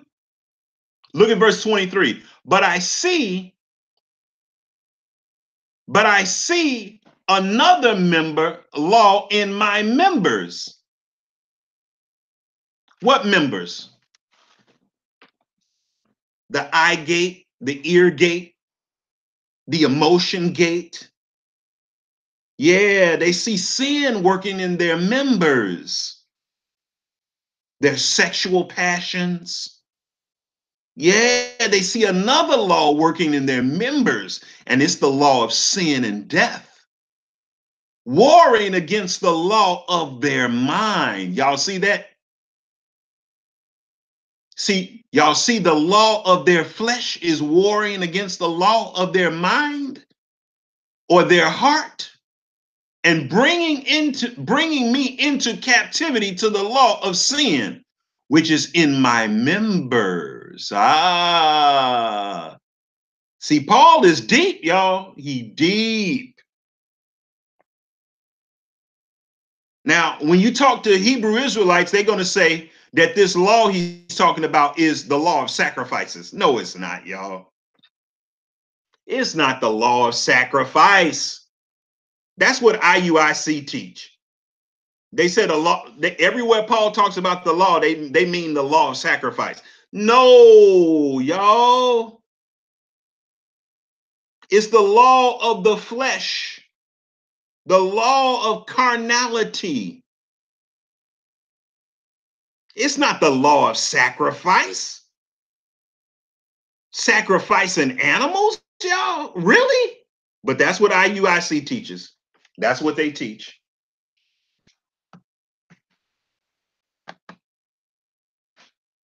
So these things are just as confusing to Hebrew Israelites as it is to Christians. Paul's writings are just as confusing to Hebrew Israelites as it is to Christians.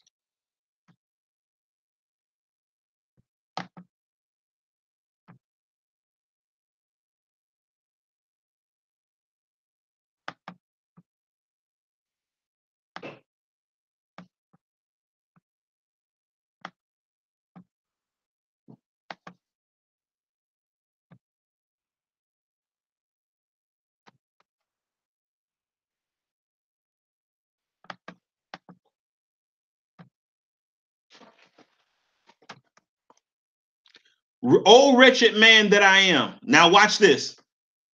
Oh, wretched man that I am. Who shall deliver me from this body of death? Body of this death. What death is he talking about? That war against the law of his mind and the law of his flesh, the law that are in his members. That's the death he's talking about. I think Yehoshua, now he's going to answer the question, who's going to deliver him? I think Yehoshua through, I think Yahuwah through Yehoshua, the Mashiach. So then with my mind, I myself serve the law of God, but with my flesh, the law of sin. You see that? I want to show y'all another scripture here in closing.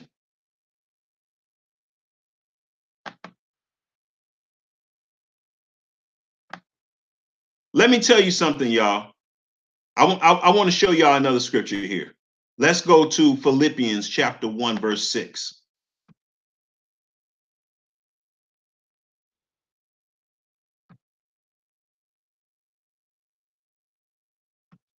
Philippians chapter 1, verse 6. I want to show you something here because people get this twisted.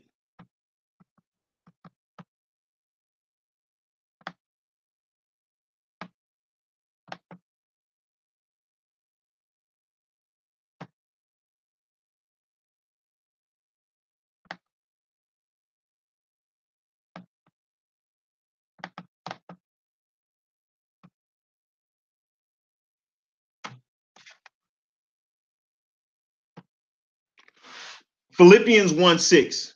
Being confident. Now remember, Paul asked the question. That is why IUIC breaks down the birth of the Mashiach on such a carnal level. Yep, I agree, Marlene. What's going on, Marlene? Shalom to you. Exactly, Marlene. They very carnal about the birth of Christ. Very carnal. I should join a camp. They say I can't learn the scriptures on my own. Oh, okay.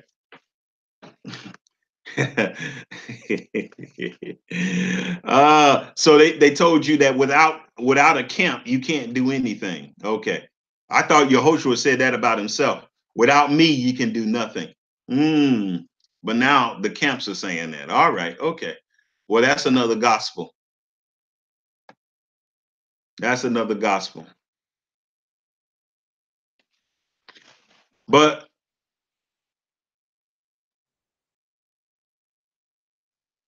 exactly. And guess who he was beat up by, CG? He was beat up by Israelites. He was beat up by Israelites with fringes, borders of blue, keeping the Passover. the Feast of Tabernacle. They was keeping all the holy days. Okay, that's who he was beat up and stoned by. So there you go.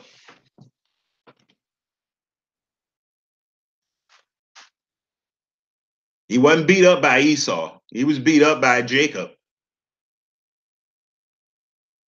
Esau and Jacob's skin. That's what he was beat up by. So look at this, y'all. Philippians 1:6. Paul asked the question in Romans chapter 7, verse 24. He said, who shall deliver me of this from this body of death? Well, the answer is in the next verse, but it's also in Philippians 1:6. Being confident of this very thing, that he which began a good work in you will perform it until the day of Mashiach Yahushua. Look at that, y'all. Who's going to finish the work in us? Who's going to complete the work in us? Is it us? No. Who's going to complete the work in us? It's him. He's going to finish the work in us if we continue to trust him. He's going to get our performance where it needs to be. It says it right there in the Philippians 1:6. He's going to perfect our performance.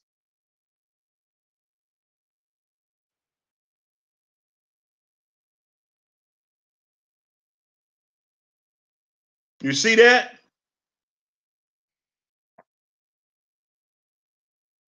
Amar Yahu, shalom. Shabbat shalom to you. Yes, he's going to finish it, y'all. But guess what all the camps teach? All the camps teach that you should perfect your own performance. No, he's going to perfect your performance. What you need to do is perfect your trust. How do you perfect your trust? By leaning on him. Uh-oh, I'm preaching. How do you perfect your performance? Just by leaning. Just by leaning on him. Casting all your cares upon him. That's how you perfect your trust. I think we be trying to perfect our performance. But the Most High is trying to get us to perfect our trust. See, we trying to take over his job of perfecting our performance. But the Most High, all he told us to do is perfect our trust in him. Trust me. If you trust me, you don't have to worry about the performance. That's going to come. I'm going to do that. You minding my business. Mind your business and trust. Just lean on me. Well, let's just look at it. Matthew 11:28.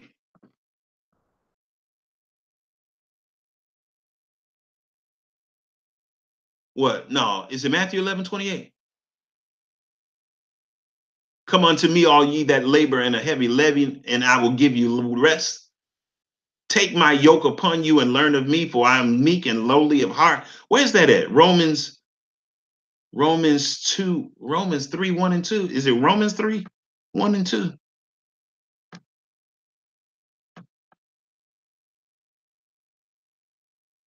No, it's not Roman. Come unto me, all ye. Where's that at? Come unto me, all ye that labor and are heavy laden. Matthew 11:28. Where's that at? Oh, yeah, it's Matthew. Matthew 11:28 and 30. I want to show you something, y'all, about trusting the Most High.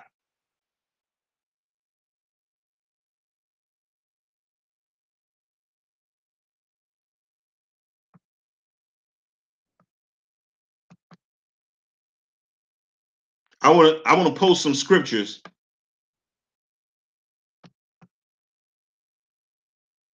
about trusting the Most High.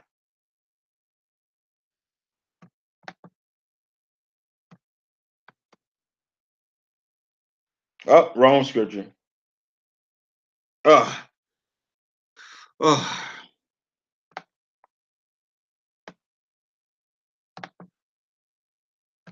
I want to show you something. The invitation is about trust, not performance. It says, "Come unto me." That's an invitation, y'all. Come unto me, all ye that labor and are heavy laden, and I will give you rest. Y'all, it's an invitation to trust. I will give you rest from trying to keep the law in the flesh. Oh boy. I will give you rest from trying to keep the law in the flesh. Bars. Come unto me that are all ye that labor and are heavy laden, and I will give you rest. Take my yoke upon you. It's an invitation. Learn of me. Learn what of you? Learn to trust me. For I am meek and lowly of heart, and ye shall find rest unto your soul. It's an invitation.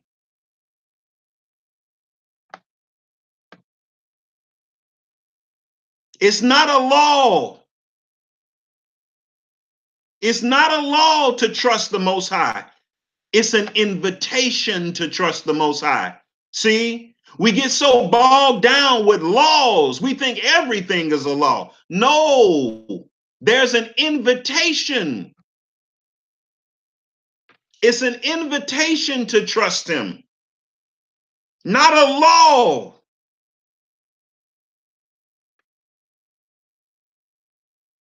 It's an invitation. We don't get this. Hebrew Israelites don't get this. Our ancestors didn't get this. They tried to make serving the Most High a law.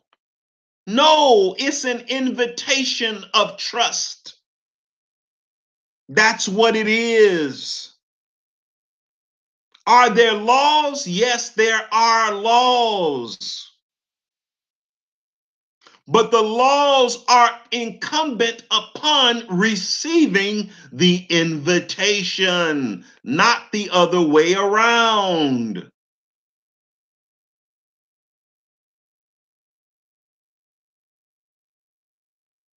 It's an invitation.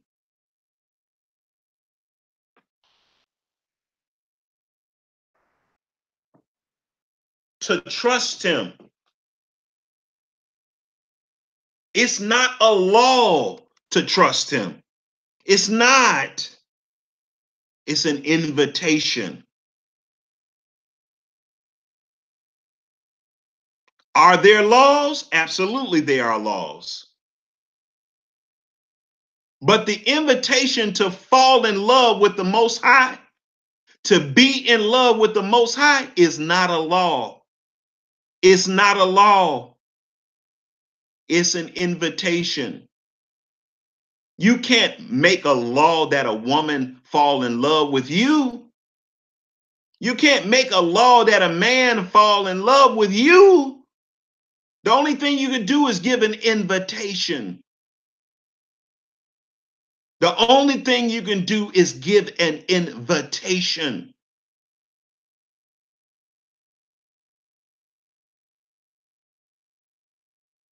Now, when you give that invitation, are there going to be some boundaries to the relationship? Yes, there is going to be boundaries to the relationship. But the initial invitation is not a law. God is not passing a law and say, you got to fall in love with me or I'm going to kill you. Who does that to a woman? You just walk up to a woman and say, hey, if you don't love me, I'm going to kill you. No.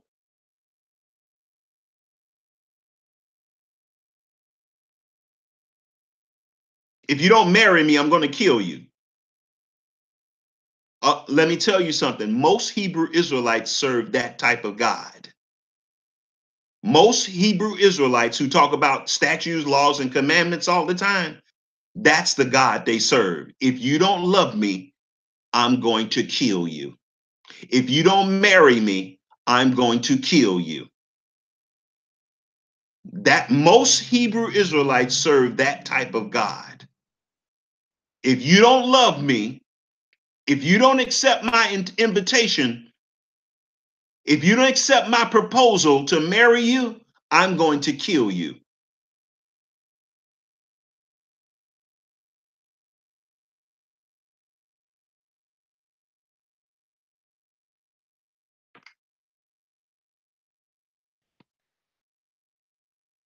Most Hebrew Israelites serve that type of God.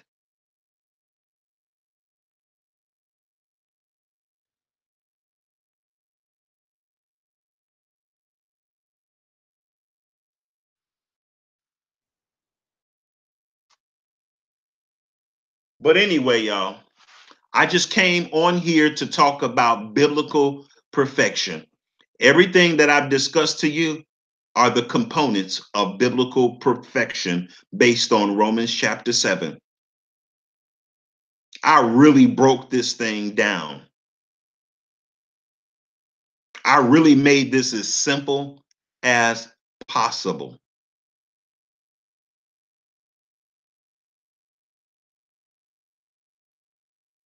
And we ended this thing with an invitation, not a commandment, not a death penalty. No, we ended this thing with an invitation. Matthew 11:28-30. Come unto me, all ye that labor and are heavy laden, and I will give you rest. Take my yoke upon you and learn of me, for I am meek and lowly of heart. We ended this thing with an invitation. I feel sorry for you women. I really feel sorry for you women. You got to deal with men. You're going to get hooked up with a man who serves the Most High in a way that if he don't serve the Most High or don't love the Most High is threatening to kill him. What kind of relationship you going to have with a man like that? What kind of relationship is a woman going to have with a man who believes that if a man don't fall in love with the Most High is going to come kill him? I feel sorry for women. I really feel sorry for a lot of women,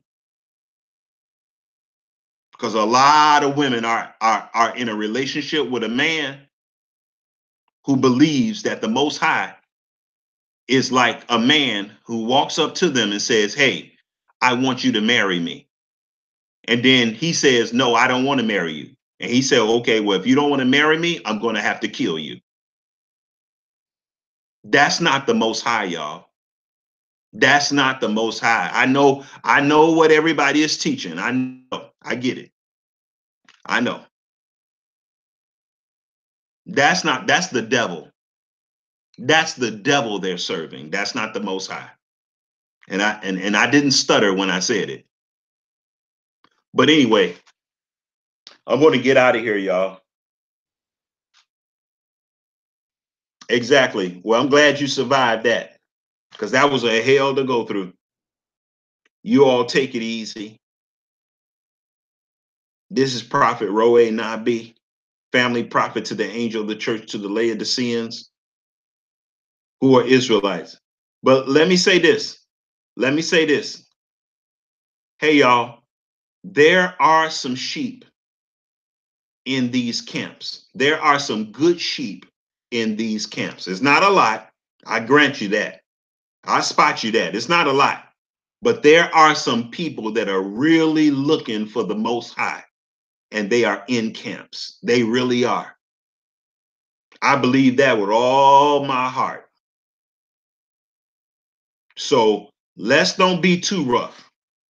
Let's leave an open door for some of them to come out, because they're looking for some of us to come and grab them. They really are. They only there because they don't have no other choice and they don't know no better. And they just haven't ran into the truth yet. You see? But you all take it easy. It's the leadership that's evil. Exactly. It's some good folk. It's some good people in there that love the Most High. They want to serve the Most High. They are hungering and thirsting for the Most High. So let's don't be too rough, okay? But you all take it easy. May the Most High bless you and keep you. This is Prophet Roy Nabi signing out and saying shalom. Bye. Hey, could I get a couple of more thumbs up before y'all check out? Just 2 more. That's all I need. Just 2 more.